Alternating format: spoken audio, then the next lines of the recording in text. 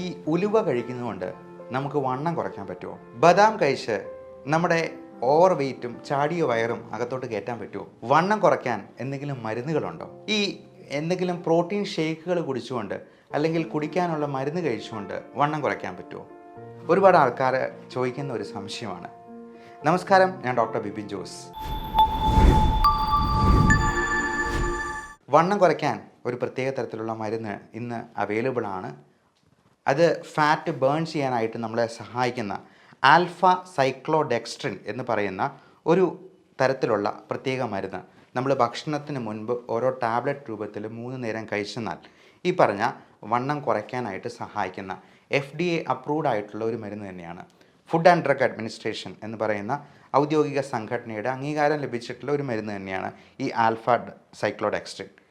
അത് നമ്മൾ 3 നേരമാണ് കഴിക്കേണ്ടത്. സ്റ്റാർച്ച്, കാർബോഹൈഡ്രേറ്റ് കഴിക്കുന്നതിന് മുൻപ് ഇത് കഴിക്കണം. അതിൻ്റെ കൂടെ 2-3 ഗ്ലാസ് വെള്ളം കൂടെ കുടിക്കുക. കൂടാതെ ഈ മരുന്നുകൾക്ക് പ്രത്യേകമായിട്ടുള്ള ഗുണം എന്ന് വെച്ചാൽ അത് കാർഡിയോ വാസ്കുലർ ഹെൽത്ത് ബെനിഫിറ്റ്സ് ഉണ്ട്. കൊളസ്ട്രോൾ ലെവൽ കുറയ്ക്കാനായിട്ട് സഹായിക്കും. പ്ലേക്ക് ഫോർമേഷൻ കുറയ്ക്കാനായിട്ട് സഹായിക്കും. ഇതേ സാധനം തന്നെ നമുക്ക് നമ്മുടെ ഭക്ഷണത്തിൽ തന്നെ ഉൾപ്പെടുത്താൻ പറ്റും. നല്ല ഫൈബർ കണ്ടൻ്റ് ഉള്ള സാധനങ്ങൾ കൂടുതലായിട്ട് ഉൾപ്പെടുത്തി ഈ വണ്ണം ഉണ്ടാക്കുന്ന സാധനങ്ങൾ ആദ്യം ഒഴിവാക്കുകയാണ് വേണ്ടത്. ഉദാഹരണത്തിന് മധുരം, അതുപോലെ ഈ ബേക്കറി സാധനങ്ങളിലുള്ള മിക്കവാറും മധുരമുള്ള സാധനങ്ങളിലൊക്കെ ഹൈ ഫ്രക്ടോസ് കോൺ സിറപ്പാണ്, പഞ്ചസാരയേക്കാൾ വില കുറഞ്ഞ ഒരു വസ്തു. അങ്ങനെയുള്ള കാര്യങ്ങൾ ഒഴിവാക്കുക. മൈദ അടങ്ങിയിട്ടുള്ള പൊറോട്ട മാത്രമല്ല കേട്ടോ, ബണ്ണ്, ബ്രെഡ്, ബിസ്ക്കറ്റ് എല്ലാം മൈദയാണ്. അപ്പോൾ ഇതെല്ലാം ഒഴിവാക്കുക തന്നെ ചെയ്യണം. പിന്നെ നമുക്ക് കഴിക്കാതിരിക്കാൻ പറ്റാത്തൊരു സാധനം ഉണ്ടല്ലോ, ചോറിന് പകരം എന്നാൽ ചോറ് ഒഴിവാക്കി ഞാനൊരു 5 ചപ്പാത്തി കഴിക്കുന്നുള്ളൂ എന്ന് പറഞ്ഞാൽ ഒരു ഗുണമില്ല. കാര്യം ഇപ്പോൾ ചപ്പാത്തിയിൽ വരുന്ന ഈ ഫ്ലോർ തന്നെ വളരെ ഹൈ ഗ്ലൈസമിക് ഇൻഡെക്സ് ഉള്ള വളരെ റിഫൈൻഡ് ആയിട്ടുള്ള ഒരു തരം ഗോതമ്പ് പൊടിയാണ്. അത് കഴിക്കുന്നതുകൊണ്ട് പ്രത്യേകിച്ച് ഒരു ഗുണമില്ല. ചോറ് ഉപേക്ഷിച്ചിട്ട് ഇത് കഴിക്കുന്നുണ്ട്. 2 ചപ്പാത്തി കഴിച്ചിട്ട് നമ്മൾ അതിന് കൂടെ ഒത്തിരി സാലഡും ഒക്കെ കഴിച്ചെന്നാൽ നമുക്ക് അത്രയെങ്കിലും കാലറി കുറയ്ക്കാമെന്ന് മാത്രം. പിന്നെ ഈ ഉലുവ പോലത്തെ സാധനങ്ങൾ തീർച്ചയായിട്ടും നമുക്ക് വണ്ണം കുറയ്ക്കാനായിട്ട് സഹായിക്കും എന്ന് കരുതി ഞാൻ ഉലുവ കഴിച്ചു എൻ്റെ വണ്ണം കുറഞ്ഞിട്ടില്ല എന്ന് പറയുന്നതിൽ കാര്യമില്ല.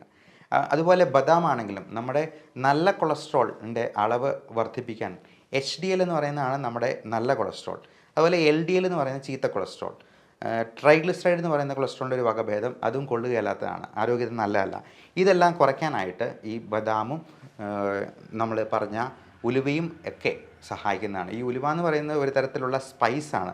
നമുക്കറിയാം ഉലുവ നമ്മുടെ ആരോഗ്യത്തിന് വേണ്ടി ഉപയോഗിക്കുന്ന ഒരു സാധനമാണ്. നമ്മുടെ സ്പൈസസ് ആയിട്ട് നമുക്ക് കറികളിലൊക്കെ ചേർക്കാവുന്നതാണ്. ഉത്തമനായ ഉലുവ എന്നാണ് പറയുക. അപ്പോൾ ഇങ്ങനെയുള്ള കാര്യങ്ങളൊക്കെ ഉപയോഗിക്കുന്നത് തീർച്ചയായിട്ടും നമ്മുടെ ആരോഗ്യത്തിനെ സഹായിക്കുന്നതാണ്, വെയിറ്റ് കുറയ്ക്കാനായിട്ട് സഹായിക്കുന്നതാണ്. പിന്നെ ഈ പൊടി കലക്കി കുടിച്ച് വെയിറ്റ് കുറയ്ക്കുന്നതിനെക്കുറിച്ച് നമുക്കൊന്ന് വരാം. ഇങ്ങനെയുള്ള ഇപ്പോൾ വിപണിയിൽ അങ്ങനത്തെ പല പൊടികളും അവൈലബിൾ ആണ്. ഇങ്ങനെയുള്ളവരൊക്കെ പറയുക രാത്രിയിലത്തെ ഡിന്നറിന് പകരം ഇത് കഴിക്കണമെന്നുള്ളതാണ്. അവിടെ തന്നെ നമ്മൾ ടെക്നിക്ക് മനസ്സിലാക്കണം. നമ്മൾ ഡിന്നർ ഒഴിവാക്കിയെന്നാൽ തന്നെ ഒരു ദിവസം 200 ഗ്രാമോളം വെയിറ്റ് കുറയ്ക്കാൻ പറ്റുമെന്ന് മനസ്സിലാക്കുക. 200 ഗ്രാം വീതം ഓരോ ദിവസവും, അങ്ങനെ 10 ദിവസം കൊണ്ട് നമുക്ക് 2 കിലോ കുറയ്ക്കാം. അപ്പോൾ നമ്മൾ ഈ പൊടി തന്നെ വാങ്ങിച്ച് വലിയ വിലയ്ക്ക് വാങ്ങിച്ച് കഴിക്കേണ്ട കാര്യമില്ല. ഡിന്നർ അങ്ങ് ഒഴിവാക്കുക. പകരം 0 കാലറി ആയിട്ടുള്ള എന്തെങ്കിലും സാലഡിലേക്കോ വളരെ മധുരം കുറഞ്ഞിട്ടുള്ള പഴങ്ങളിലേക്ക്, ഇപ്പോൾ നമ്മൾ പേരയ്ക്ക പോലത്തെ സാധനങ്ങൾ, നല്ല മധുരമുള്ള മാങ്ങാപ്പഴമൊക്കെ കഴിച്ചിട്ട് കിടന്നാൽ ചോറ് കഴിക്കുന്നതിനേക്കാൾ കൂടുതൽ കാലറി ഉള്ളിലോട്ട് ചെല്ലും. അതുകൊണ്ട് അങ്ങനെയുള്ളതൊന്നും അഭികാമ്യമല്ല.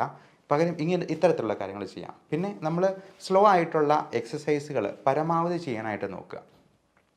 അതോടൊപ്പം ഈ വെയിറ്റ് കുറയ്ക്കാനുള്ള ഏറ്റവും നല്ല മാർഗ്ഗമാണ് നമ്മൾ ഈ കാർബോഹൈഡ്രേറ്റ്സിനെ ഒഴിവാക്കി പകരം ഹൈ ഫൈബർ കണ്ടൻ്റുള്ള സാധനം. ഇപ്പോൾ കപ്പ, ചേന, ചേമ്പ്, മണ്ണിലടിയിൽ വളരുന്ന സാധനങ്ങളെല്ലാം നല്ല ഫുൾ സ്റ്റാർച്ചാണ്.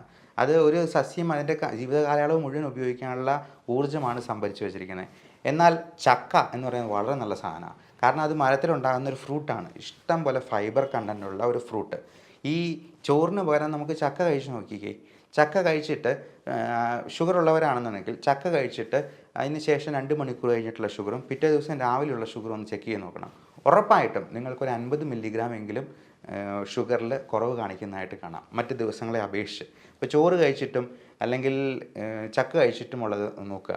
ഇങ്ങനെയുള്ള സാലഡ് കൂടുതലായിട്ട് കഴിക്കുന്നത് അതിനെ ദഹിപ്പിക്കാൻ നമ്മൾ കൂടുതലായിട്ട് ഊർജ്ജം ചിലവാക്കേണ്ടിയും വരും. അതുകൊണ്ട് അത് കഴിക്കുന്നത് നമുക്ക് കൂടുതലായിട്ട് ഈ ഊർജ്ജം ചിലവാക്കിപ്പിക്കാനും അങ്ങനെ വെയിറ്റ് കുറയ്ക്കാനായിട്ടും സഹായിക്കുന്നതാണ്.